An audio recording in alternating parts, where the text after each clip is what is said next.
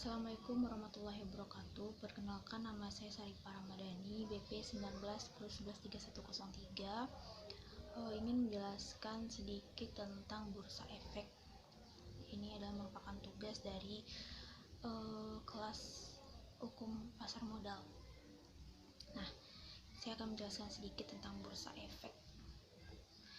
Bursa efek adalah sebuah pasar yang berhubungan dengan pembelian dan penjualan efek perusahaan yang sudah terdaftar di bursa itu. Bursa efek tersebut bersama-sama dengan pasar uang merupakan sumber utama permodalan eksternal bagi perusahaan dan pemerintahan. Maksudnya yaitu bursa efek adalah pihak yang penyelenggaraan dan menyediakan sistem dan atau sarana untuk mempertemukan penawaran jual beli efek dari pihak-pihak yang ingin memperdagangkan efek tersebut. Nah, kita mengingat bahwa di dunia yaitu ada 5 yang terbesar bursa efek yang terbesar di dunia.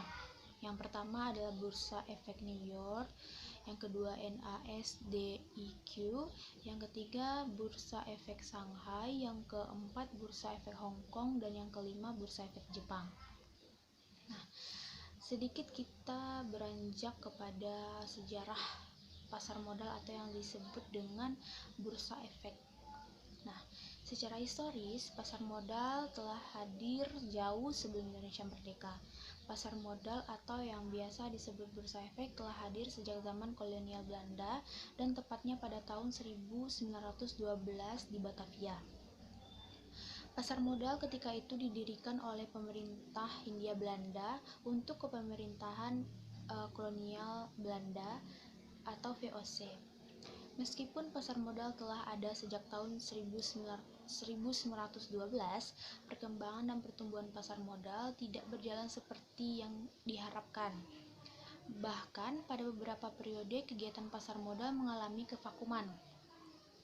Hal tersebut disebabkan oleh beberapa faktor seperti Perang Dunia Pertama dan yang kedua, perpindahan kekuasaan dari pemerintah kolonial kepada pemerintah Republik Indonesia, dan berbagai kondisi yang menyebabkan operasi bursa efek tidak berjalan dengan sebagaimana mestinya. Pemerintah Indonesia mengaktifkan kembali pasar modal tahun 1977 dan beberapa tahun kemudian pasar modal mengalami pertumbuhan seiring dengan berbagai intensif dan regulasi dikeluarkan oleh pemerintah. Nah,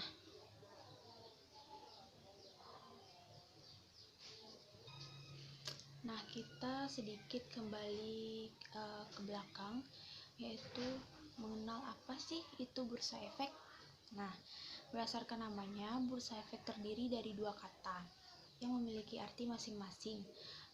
Bursa memiliki arti tempat jual beli, sedangkan efek menurut Undang-Undang Nomor 8 Tahun 1995 tentang pasar modal adalah barang yang didagangkan di tempat jual beli tersebut. Hal yang termasuk efek di sini adalah surat-surat berharga seperti saham dan obligasi. Nah, jadi singkat kata, bursa efek adalah pasar di mana terjadi jual beli efek dari suatu perusahaan. Di Indonesia, tempat jual beli efek dikenal dengan nama Bursa Efek Indonesia atau BEI atau Indonesia Stock Exchange yang berkantor di Jakarta dan memiliki kantor perwakilan di kota lain. BEI adalah lembaga resmi dari pemerintah Indonesia yang memfasilitasi segala kegiatan jual beli saham perusahaan yang go publik. Di dalamnya tercatat 108 perusahaan yang menjadi anggota bursa. Nah, cara kerja bursa efek di sini yaitu perusahaan yang terdaftar di bursa efek adalah perusahaan yang terbuka untuk publik. Maksudnya, saham di perusahaan tersebut bisa dimiliki atau dibeli publik. Untuk prosesnya, Bursa Efek Indonesia akan memfasilitasi semuanya sehingga perusahaan tersebut bisa melantai di bursa. Untuk pencapaian hal tersebut, perusahaan tersebut harus memenuhi persyaratan atau listing dari Bursa Efek Indonesia. Pada dasarnya, perusahaan yang sudah berpotensi menjadi perusahaan besar dengan modal besar akan mudah terdaftar. Nah, kita masuk ke peran Bursa Efek Indonesia. Secara rinci, peran Bursa Efek Indonesia adalah sebagai berikut. 1.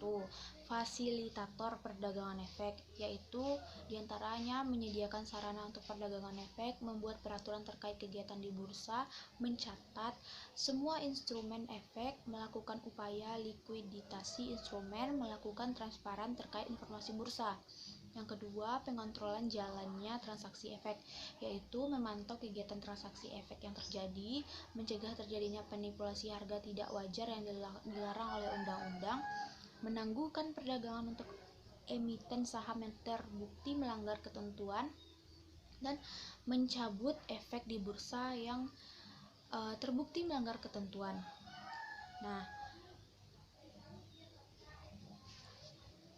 Nah, kita masuk ke instrumen yang ada di dalam bursa efek. Yang pertama ada saham, yaitu saham adalah tanda penyertaan atau pemilikan seseorang atau badan dalam suatu perusahaan. Di bursa efek, saham merupakan efek yang paling banyak diperjualbelikan.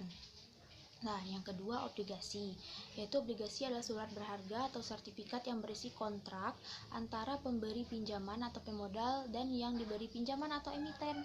Dan yang ketiga obligasi konversi, yaitu sekilas tidak berbeda dengan obligasi biasa seperti pemberian kupon yang tetap, memiliki jatuh tempo, dan memiliki nilai pari.